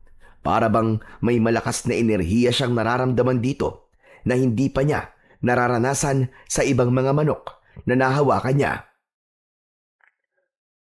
Ayun! Salamat naman at gising ka na, Nato. Kumusta na ang pakiramdam mo, iho? Lolo Sinto, ayos na po ako. At nagkaayos na rin po kami ni Milen. Aba, mabuti naman pala kung ganun. Nagkasundo na rin kami ng mga magulang mo, Milen, na kung sakaling magkakaayos kayo ni Nato, ay isasama ka na namin pabalik sa Batangas. At pumayag naman sila. siguro po, ay pagkatapos ko na lang po mga naktay. Hindi maaari, Milen. Kung ayos na kayo ng asawa mo, dapat lamang na sumama ka na sa kanya. Huwag mo nang hintayin na dito ka pa manganak. Alam mong delikado ang sitwasyon mo dito. Hindi ka titigilan ni Ethan. Teka, ano pong ibig niyo sabihin, Lolo Sinto? Kapag ang isang buntis ay manganganak, hindi siya tatantanan ng mga haginok. Para silang mga nauulol na aso sa amoy ng mga sanggol. Delikado para kay Milen ang manatili dito. Lalo pat nagsisimula na silang magbantay sa paligid ng bahay namin. Idagdag pa ang panggugulo ni Ethan kay Milen. Kailan po kami dapat tumalis, Lolo Sinto? Sa ngayon po, ay sumasakit na po ang tiyan ko. Baka dun pa po ako manganak sa bus kung pabiyahe po kami ni Nato. Bukas ng umaga, para hindi ka masyadong mahirapan. Marahil ay dala lamang yan ng matindi mong pag-aalala kagabi kay Nato. Iyak ka ba naman ng iyak eh? E di siyempre, naapektuhan niya ng anak mo.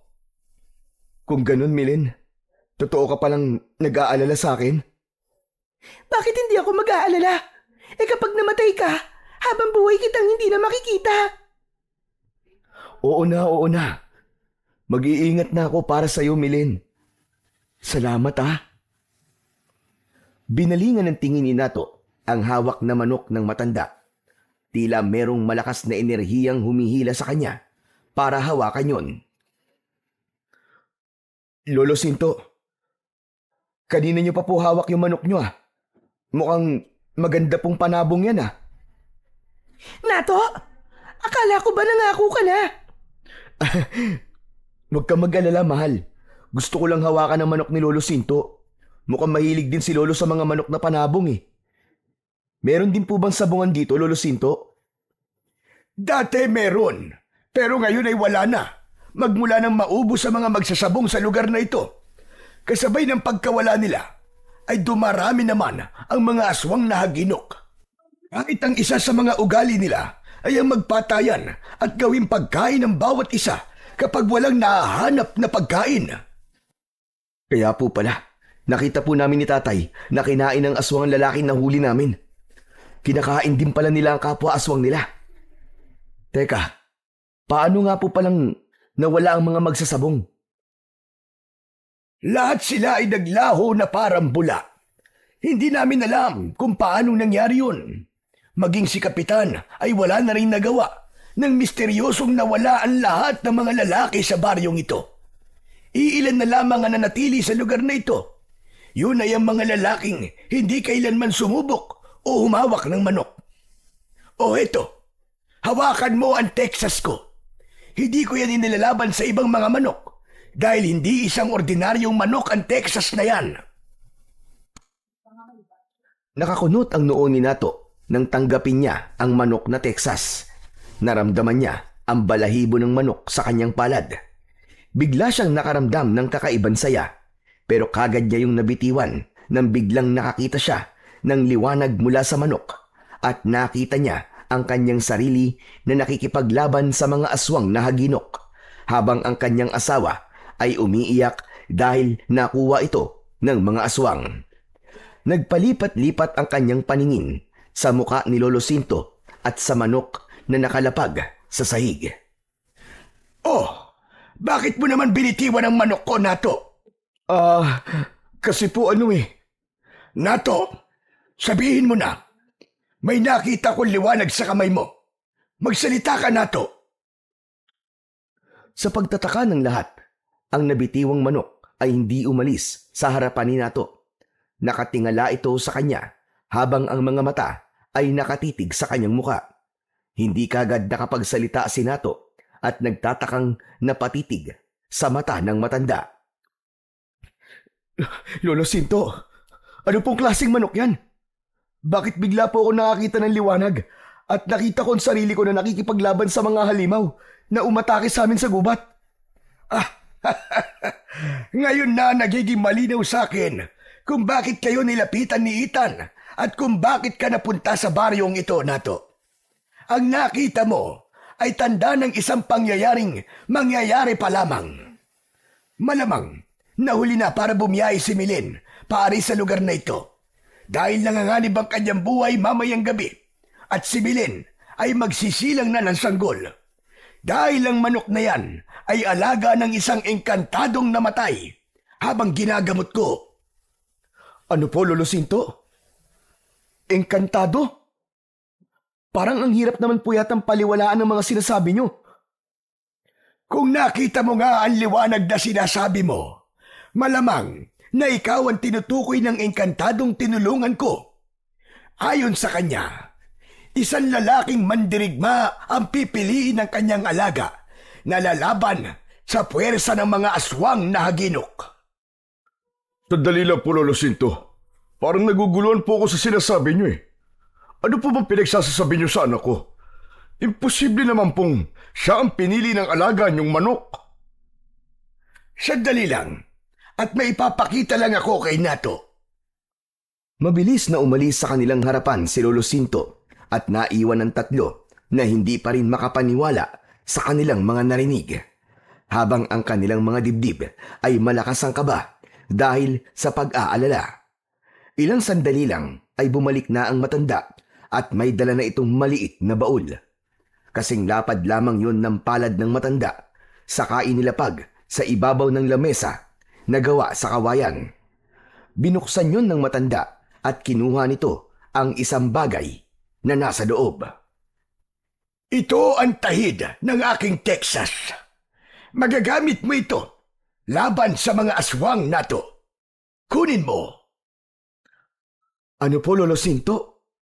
Tahid? Ano naman po magagawa ng tahid na to laban sa mga haginok, Lolo? Isang pambihirang mutya ng tahid ng manok ang hawak mo nato. Nagtataglay yan ng walang kapantay na kapangyarihan na tatalo sa mga aswang. Hinaplos ni Nato ang tahid ng manok, pero nagulat siya nang biglang nagkaroon yun ng liwanag at bumalot yun sa kanyang kanang kamay. Lumitaw ang isang uri ng liabe na may talim na katulad sa tari ng manok. Naramdaman niya ang pagkakaroon ng liwanag sa kanyang mga mata. Mabilis niyang nahubad ang sandata na may pagtataka sa muka. Nawala rin ang liwanag sa kanyang mga mata at bumalik ito sa dating itsura na isang kulay itim na tahid. Teka, paano nangyari yun, Lolo Sinto? Naging tari ang tahid ng manok. Ikaw lang nato at ang mga haginok ang may kakayahang makakita sa liwanag. Dahil ikaw talaga ang pinili ng engkantadong manok. Tigilan na po ninyo yan, Lolo Sinto. Hindi po ako makakapayag na lumaban siya sa mga aswang na yun. Mapapahamak lamang po ang asawa ko. Ngunit wala nang ibang paraan, Melen.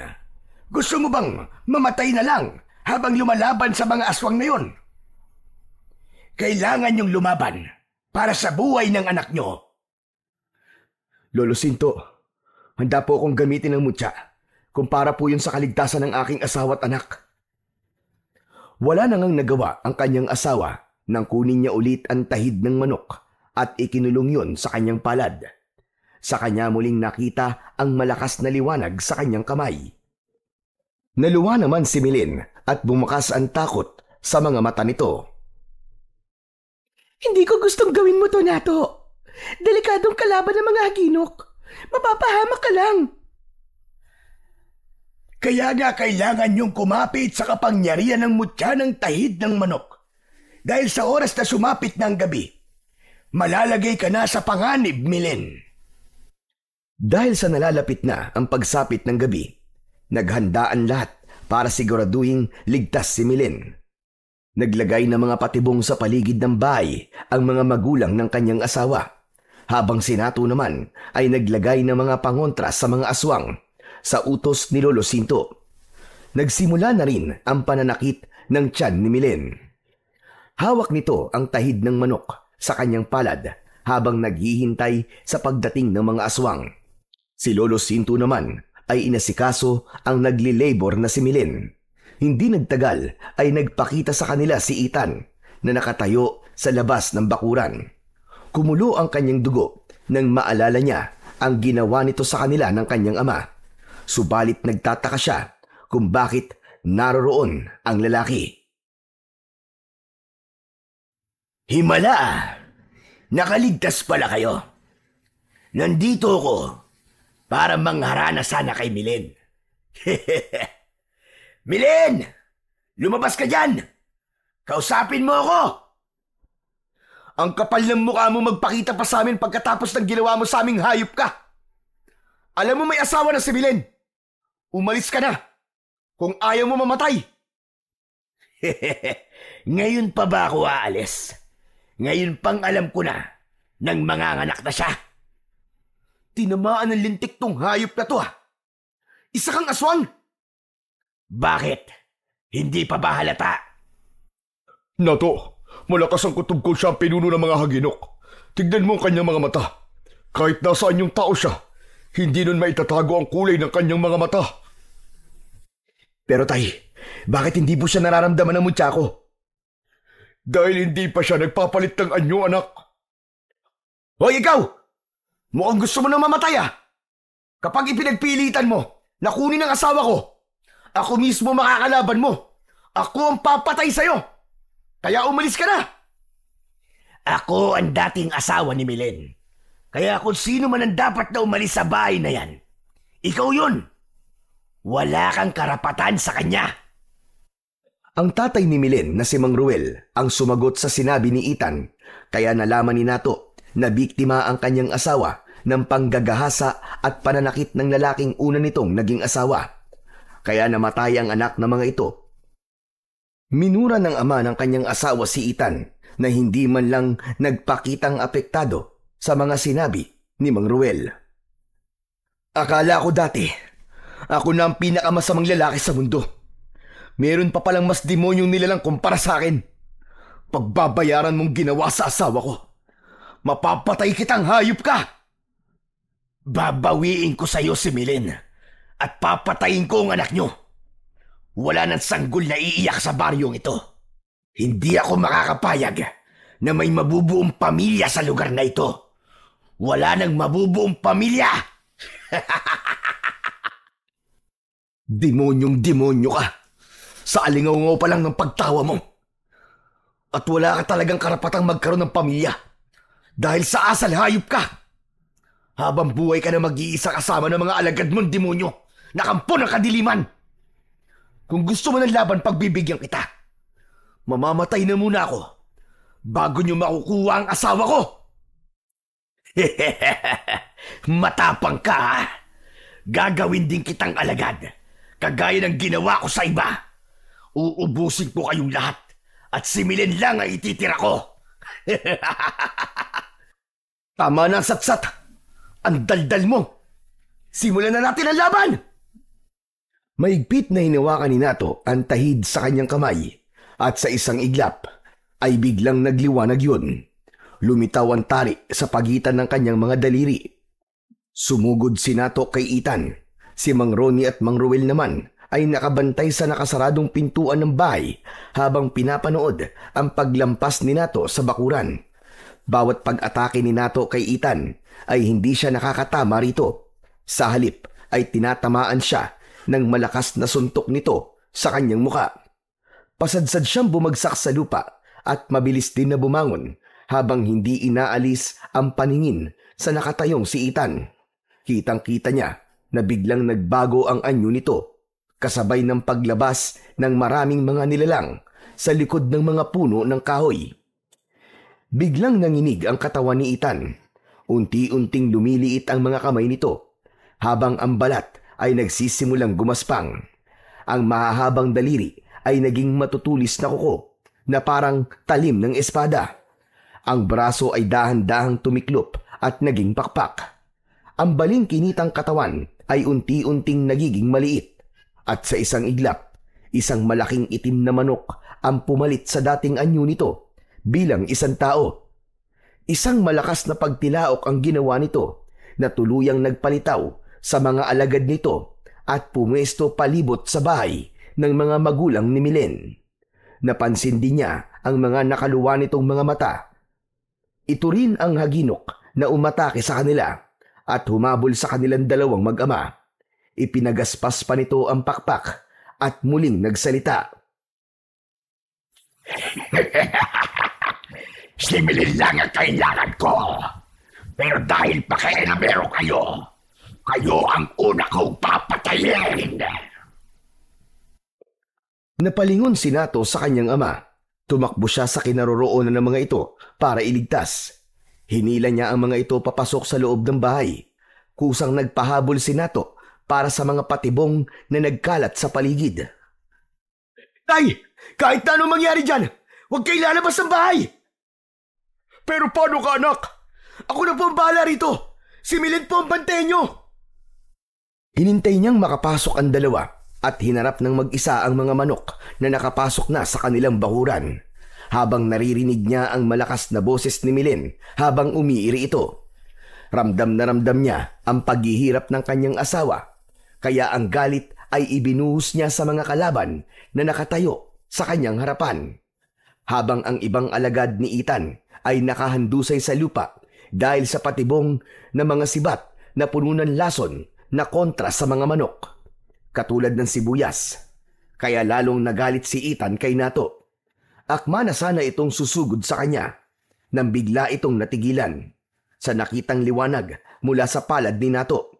Nanlalaki ang mga mata nitong napatingin sa kanya. Ano ang bagay na lumiliwanag sa kamay mo? Anak ng isang mutya. Kaya pala ang lakas ng loob mong kalabanin ako. Alam mo pala ng mutya to eh. At alam mo ba, ito ang papatay sa'yo! Mula sa kamay ni Nato ay nakita niya ang kulay asul na liwanag mula sa tari. Ganon din ang mainit niyang pakiramdam sa kanyang palad. Biglang lumabas ang tari sa kanyang kamay at humaba ito na kasing haba ng sa espada. Napaatras ang iba pang mga haginok na wala ang masakit na sugat sa binti ni Nato. Siya na ang unang sumugod sa mga kalaban at hindi siya makapaniwalang bigla siyang kumilos. Sa paghagupit niya ng tari sa mga manok ay tumama yon sa leeg ng mga ito. Bumagsak ang mga haginok sa lupa. Nilapitan niya ang nakahigang manok habang walang tigil sa pagkikikisay na parabang nalalason. Nagpupumilit pa ang mga ito na makatayo para sana ay sumugod sa kanya. Pero naunahan na niya ang mga ito. Pinugutan niya ng ulo ang mga aswang ng sabay-sabay gamit ang tari na kasing talas ng labaha. Kumalat ang dugo sa lupa. Kasunod ang pagtakbo niya malapit sa bahay ng asawa.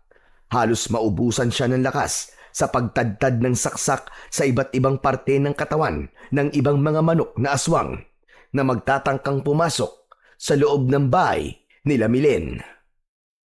Sige! Lumapit kayo! Nang ito na rin ang maging katapusan nyo!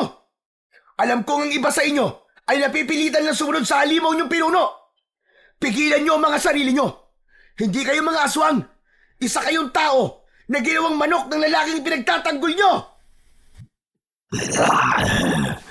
Huwag kayong maniwala sa kanya. Ako ang pinuno ninyo. Sa akin lang kayo makikinig. Ngunit lingid sa kaalaman ni Ethan, ang paningin ni Nato ay biglang luminaw at hindi na mga manok ang nakikita niya sa mga aswang na nakatayo sa kanyang harapan, kundi mga lalaking may mabubuting kalooban at biktima lamang ng halimaw na si Ethan. Umatras sa mga ito at lumayo sa kanya. Ang natira ay ang mga tapat na alagad ng halimaw na si Ethan. Hayop ka! Tayong dalawa ngayon ang maglaban! Ako ngayon ang harapin mo!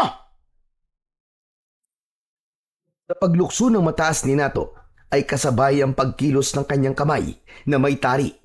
Iwinasiwas niya ang kanyang sandata sa ere at inatake si Ethan. Hanggang sa tamaan niya ito sa pakpak. Paulit-ulit niyang ginawa ang pag-atake sa kalaban. Ngunit naiiwasan ito ni Ethan. Tila alam nito ang epekto ng tari sa katawan ng mga aswang. Tumilaok ng malakas si Ethan habang nakatingala sa langit. Biglang nagsilabasan ang iba pang mga manok na nagtatago sa likod ng mga puno. Umikot naman sa ere si Nato habang isa-isa niyang inatake ang mga bagong dating na haginok. Pinagsasaksak niya ang mga leeg ng mga bagong dating na manok, habang ang ilang mga kalaban na umaatras sa laban ay nanatili na lamang na nakatayo sa labas ng bakuran. Yun ang mga taong may mabubuting kalooban at biktima lang ng sakim nitong pinuno. Hinarap ni Nato ang mga nilalang na sabay-sabay na sumugod sa kanya. Walang makalapit sa kanya dahil bawat tamaan ng kanyang mahabang sandata ay wakwak ang tiyan na bumabagsak sa lupa habang nagkikikisay na parang nalalason. Anak! Sa likod mo! Lumabas si Mang Ronnie para tulungan si Nato sa pakikipaglaban. Hinarap ni Nato ang malaking manok na lumipad papunta sa kanyang likuran. Dahil sa hindi maipaliwanag na liksi ng kanyang katawan, maagap niyang sinalo ang pagbagsak ng manok. Tinumbok niya ang dibdib nito ng kanyang tari. Bumaon ang talim nito sa dibdib ng kalaban at umagos ang dugo nito sa kanyang mga kamay. Nawala si Ethan. Hindi mahanap ng kanyang mga mata. habang abala pa rin ang kanyang ama sa pagharap sa kalaban gamit ang karet na ginamit ni Lolo Sinto. Tila may malakas na puwersang nagtuturo sa kanya na itaas ang tari sa ere. Kaya yun na nga, itinaas ni Nato ang kanyang kanang kamay na may tari at lumikha yun ng isang malakas na liwanag. Umikot ang liwanag sa katawan ng mga natitirang haginok. Isa-isang bumagsak sa lupa ang mga manok na aswang habang nagkikikisay ang mga katawan. Bumubula ang bibig at nilalabasan ng dugo sa tenga. Bumalik ang mga ito sa pagiging tao. Nakadilat pa ang mga mata at may bahid ng mga dugo sa hubad nilang mga katawan. Hindi halos matignan ni Nato ang mga nagkalat na katawan ng mga lalaki habang wala na itong mga buhay. Ang bihira! Paano mo nagawa ang bagay na yun, Nato? Si Lolo Sinto ang sumagot sa tanong ni Mang Roni. Lumabas ito ng bahay dahil nasilip nito sa bintana ang sabay-sabay na pagbagsak ng mga kalaban sa lupa. Dahil napagana niya na ang bisa ng mutya ng tari. Sobrang saya ko at nagtagumpay ka, Nato. Hindi ako nagkamali na ikaw ang pinili ng mutya. Paano mo nga pala naisip na itaas ang tari sa ere? Lolo Sinto, naisip ko lang po na gawin at nagulat na lamang po ako na lumitaw po malakas na liwanag at binalot ang mga katawan ng haginok. Lahat po sila ay natumba na parang nalason. Teka, si Milin po, nanganak na po ba siya? Hindi pa. Nag-aalala siya sa'yo, kaya pinapuntahan ka niya sa akin. Lolo, hindi niyo po dapat iniwan si Milin. Diyos ko, si Ethan bigla siyang nawala kanina habang nakikipaglaban ako sa alagad niya. Hindi ko pa po siya napapatay. Mabilis na tumakbo si Nato, papasok sa loob ng bahay. At hindi nga siya nagkamali. Nakatayo na roon si Ethan sa harap ng gilid ng asawa habang hindi makagalaw ang mga magulang nito na nakabantay lang sa anak. Nakita niyang nakapasok na ang isang malaking itim na manok sa katring kinahihigaan ni Milen. Uminit ang mutya ng tari sa kamay ni Nato. Magkakasunod na paglunok ng laway ang ginawa niya habang maluwa-luwa ang mga matang nakatitig sa mapupulang mga mata ng manok. Umuusok ang ilong nito sa matinding galit. Ganon din ang pagkaskas ng paa nito sa sahig. Rinig na rinig niya ang pagkuskus ng matatalim nitong mga kuko sa sahig, pati ang pagtilaok nito na masakit sa kanilang pandinig. Hindi ako makakapayag na mabuo ang pamilya mo, Milin. Hindi mo iningatan ang anak natin.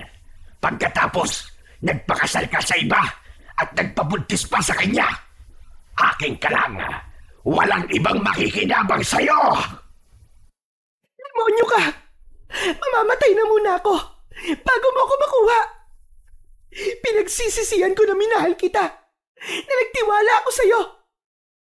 Mas minahal mo ang mga babae mo, ang mga manok mo, kaysa sa anak mo. Kaya huwag kang umasta na parang hindi mo kayang mawala ako. At hindi ako sasama sa lalaking nagbenta ng kaluluwa sa demonyo para lang makuha ang mga gusto niya. Matagal ko lang alam na nagsasagawa ka ng ritual laban sa kapwa mo sa bungero para manalo ang manok mo. At bilang kapalit, ay inaalay mo ang mga buhay nila sa sinasamba mong demonyo. Tumigil ka! Sinong ipinagmamalaki mo? Ang lalaking ito! Naaamoy ko sa kanya ang pagiging sabongero niya. Kaya huwag kang umasta na parang ako na ang pinakamasamang nilalang na nakilala mo. Nagawa ko yon dahil alam kong iiwan mo na ako.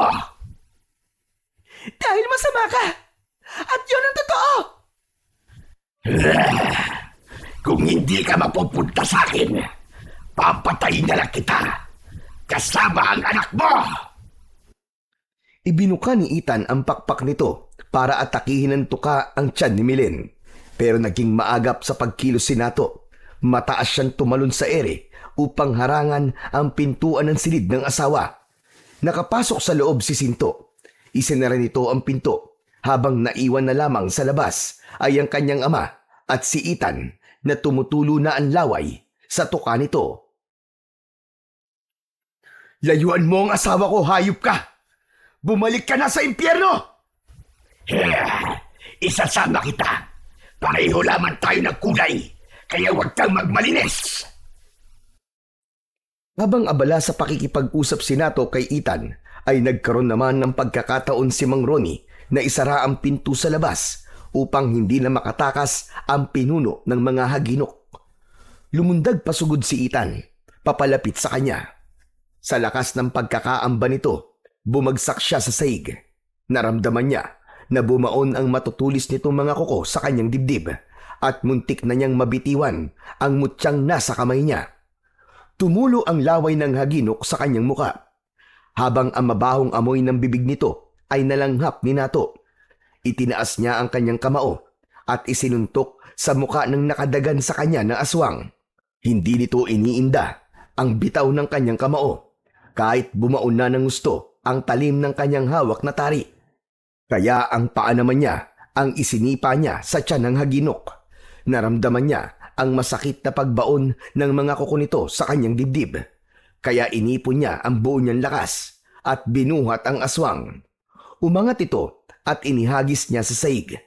Kasamang bumagsak sa saig si Nato dahil sa nararamdaman niyang panghihina ng kanyang katawan. Mabilis bumangon ng halimaw. Bago pa makatayo si Nato ay natuka na siya nito sa braso. Napasigaw siya sa sobrang sakit. Dahilan para kumilos na si Mang Ronnie.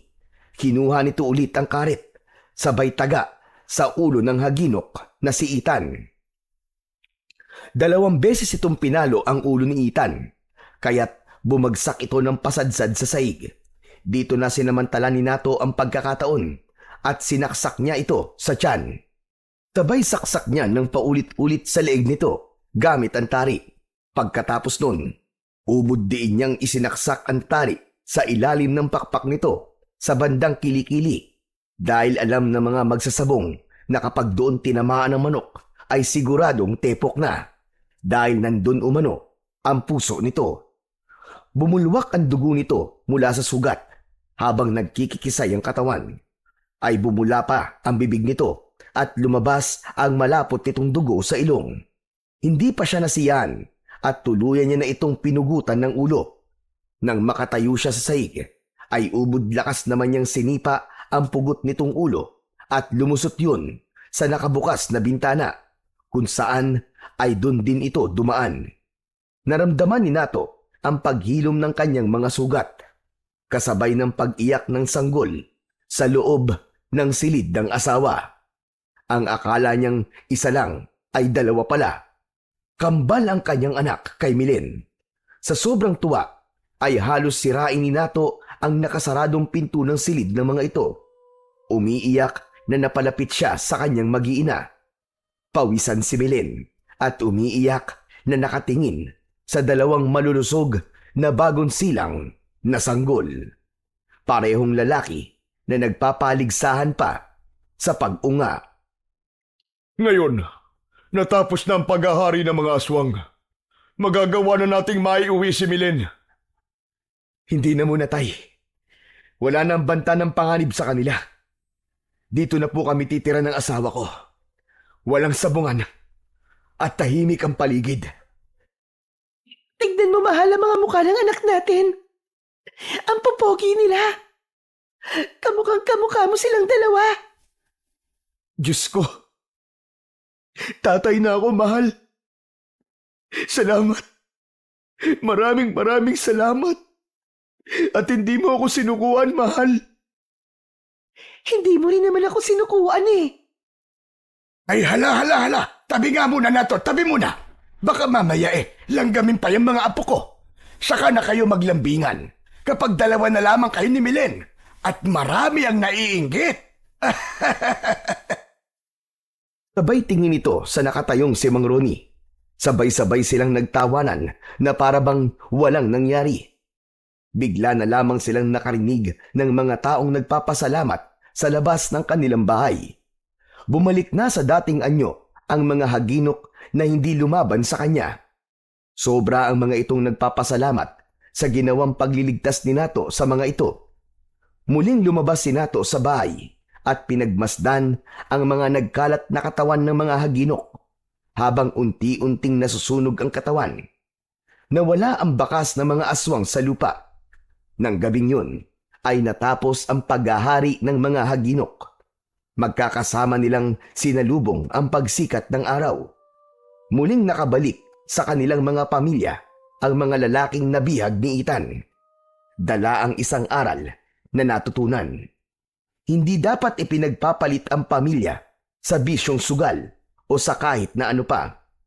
Pahalagahan ang mga mahal sa buhay dahil sa huli, sila rin ang dadamay sa iyo sa oras na kailangan mo ng pagmamahal at pag-aaruga ng isang pamilya. So yun na po mga idol, sana po ay nagustuhan nyo ang ating kwento sa araw na ito. Ngayon naman po ay dumako na po tayo sa inyong pinaka-nire-request at pinaka-hinihintay na shoutout portion.